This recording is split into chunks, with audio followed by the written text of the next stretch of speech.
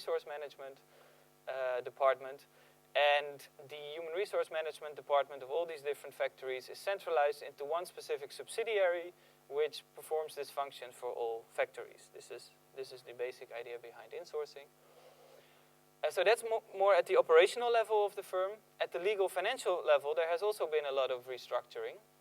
And the aim of this type of restructuring is to become more efficient in capturing the value that is created by a firm's operational activities.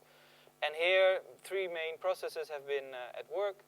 One is that firms have interposed into their corporate ownership structure many holding companies.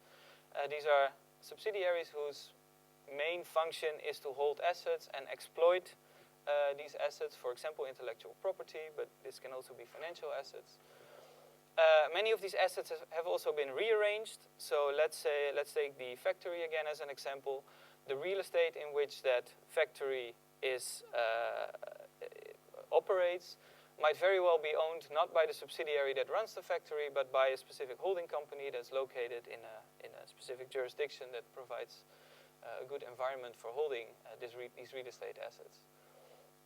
And a third dimension of the legal financial reorganization of the firm is innovative financing arrangements. Here you can think of hybrid financing instruments that combine properties of equity and debt. A main purpose or a main reason for this restructuring is of course, the tax planning phenomenon. So what has been the outcome of this restructuring? Well, very briefly, we propose that we can think of a multinational company today as existing of 5 types of subsidiaries. There's the manufacturing affiliates, shared service centers, and R&D facilities. Then there are the holding companies, and here we distinguish between 2 main types of holding companies. The top holding companies, who appear at the top of the corporate ownership structure, and intermediate holding companies, which perform appear anywhere in the corporate ownership structure. And then there are subtypes of both top and holding companies, but for time reasons, I won't go into the details.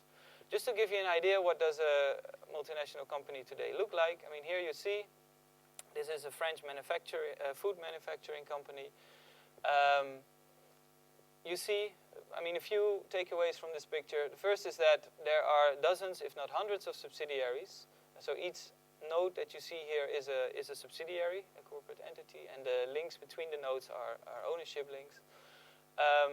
You see they are located in many different jurisdictions. And here you see the same company where they are classified by terms of activities that they engage in. And you see each subsidiary can be assigned or performs a specific function. This is just to give you an idea what a company today looks like. Okay, so given the fact that these companies have fragmented and we have all these different types of subsidiaries, now let's have a look at how countries respond to this new reality of the fragmented company and how they try to compete for these different types of subsidiaries, which obviously corresponds to different types of FDI. Because investments in a manufacturing subsidiary we classify them as manufacturing FDI. So what we did is, for each of these 5 types of subsidiaries, we try to capture which countries attract these type of subsidiaries or this type of FDI. And to capture this, we developed a set of activity indicators, as we call them. So here I'm going to guide you through the process we did or the analysis we did for intermediate holding companies, but we did exactly the same for the other 5 types of FDI. So here we see the intermediate holding companies. You clearly see on top, so red corresponds to high value for this specific indicator. Blue corresponds to a low value. Let's take, for example, charges for IP. I don't know if you can all read it. So red means the country receives a lot of intellectual property, so royalty fees. And you clearly see big differences between countries. And on top, I hope you can see it, we identified 3 subclusters of countries. I won't go into the differences between the subclusters. For that, I refer to the paper. But you see there are certain countries that attract way more or score much higher on the activity indicators, so we associate them with different types of intermediate holding companies. For example, you see Hungary, Malta, Cyprus. They are very successful in attracting one type of intermediate holding company. Luxembourg, the Netherlands, Switzerland, Ireland, Belgium, they have a much broader spectrum of intermediate holding companies that they manage to attract.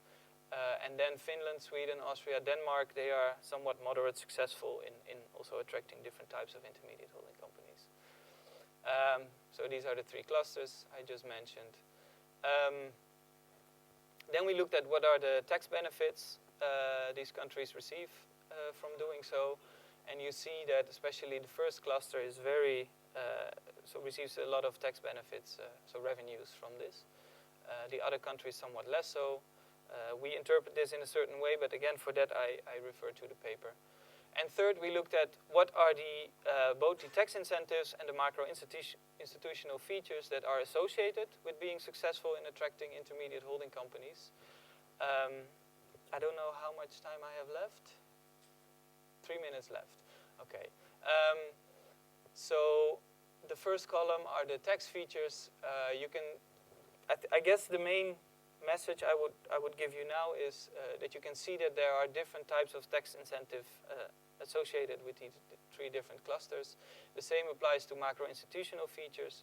And the conclusion we draw from this is that some of the clusters are more successful in attracting pure conduit entities, and other countries or other clusters we associate with more substantial activities, including, for example, corporate treasuries and other types of asset exploiting intermediate holding companies. Then, to sort of summarize all our results, so again, as I mentioned before, we did this analysis for all 5 types of FDI. Then to summarize our results, we categorized, or we sort of ranked countries according to the different types of FDI that they managed to attract. And by doing so, we were able to identify 5 what we call FDI Attraction Profiles. The first profile you see on the very right is the manufacturing centers, as we call them. So these are countries that are very successful in attracting manufacturing FDI. Not very surprising, I guess. These are many of the Eastern European countries, often satellites of German automobile manufacturing firms. Okay. The second cluster we identify are we call them the back office centers. Associated with this profile are Portugal and Estonia. These are countries that manage to attract shared service centers. So these are the types of entities I mentioned earlier, where, for example, human resource management is centralized. But shared service centers can also perform functions like procurement and all kinds of business services within the corporate group. And these countries also attract top holdings to some extent. Then in the middle, there is sort of a gap, as you see. So these are countries that are not successful in attracting, or not very successful in attracting any type of FDI, really. This is a group of countries that I think requires perhaps a bit more research to interpret, like, why have these countries not been successful? We think there is a very interesting political economy story behind this. But for the purpose of this paper, we don't go into this. We just stick to giving an overview and mapping the whole phenomenon. The third cluster we identify, we call them innovation centers. These are mostly Scandinavian countries that are very successful in attracting multinationals' R&D centers. So Sweden, Denmark, Finland, and Austria. Then there is a group of countries which we call the coordination centers. And the reason we chose this term is because they are successful in attracting some of the key sort of strategic coordinating entities, namely regional headquarters, and also high value-adding shared service centers. I didn't mention that, but we distinguish between 2 types of shared service centers, low value-adding and high value-adding. Low value-adding are mostly back-office functions, many administrative functions, whereas the high value-adding functions are things like corporate management, again the corporate treasuries, so basically the internal banks of multinationals. So these countries associated with this profile are Luxembourg, Ireland, Switzerland, the Netherlands and Belgium, and the UK. Yeah, as we saw in our analysis before, I didn't mention this, to be successful in attracting these type of entities, these countries also rely heavily on very sort of ingrained institutional endowments, if you will. So good governance and these kind of things. The last FDI attraction profile that we identify, we call them the profit centers, Cyprus and Malta. These countries are mainly successful in attracting top holding companies, which we associate very much with pure tax planning, basically. So I think I'll leave it here. I hope I stuck within the time. And thank you very much.